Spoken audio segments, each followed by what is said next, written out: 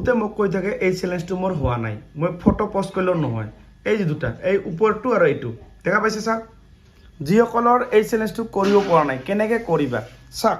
ইয়াতে photo post কৰিবা, ইয়াতে কি কৈছে পাব্লিছ 5 নিউ পোষ্ট, 5খন ফটো পোষ্ট কৰিলে হৈ গ'ল। এই ওপৰটো 5টা, আজি এটা কালি পৰহি ডেইলি এটাকে ফটো পোষ্ট কৰি দিবা, বুজি পাইছা। ইয়াতে আৰু তলত ইয়াতে এখন ফটো পোষ্ট কৰা ইয়াতে।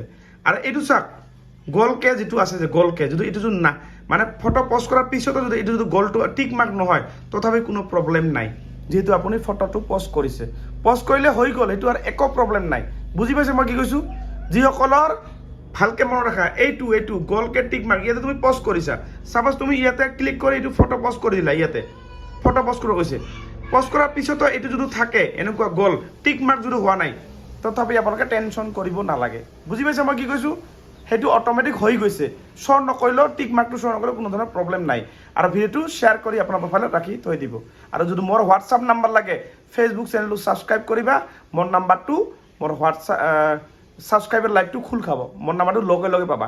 মানে ফেচবুকটো ছাবস্ক্ৰাইব কৰাৰ লগে লগে মোৰ নাম্বাৰটো লগে লগে পাবা। কেনেকৈ পাবা, মই ডেইলি ছাবস্ক্ৰাইবাৰ লাইভ আহোঁ। আৰু আজিও ৰাতিপুৱা মই ছাবস্ক্ৰাইবাৰ লাইভ আহিছোঁ 2 মিনিটৰ কাৰণে, তাতে মোৰ নাম্বাৰটো টাইটেলত দিয়া আছে। কিন্তু যিসকলে ছাবস্ক্ৰাইব কৰিব সেইসকলেহে মোৰ নাম্বাৰটো পাব, এনে বেলেগ কোনেও নাপায়।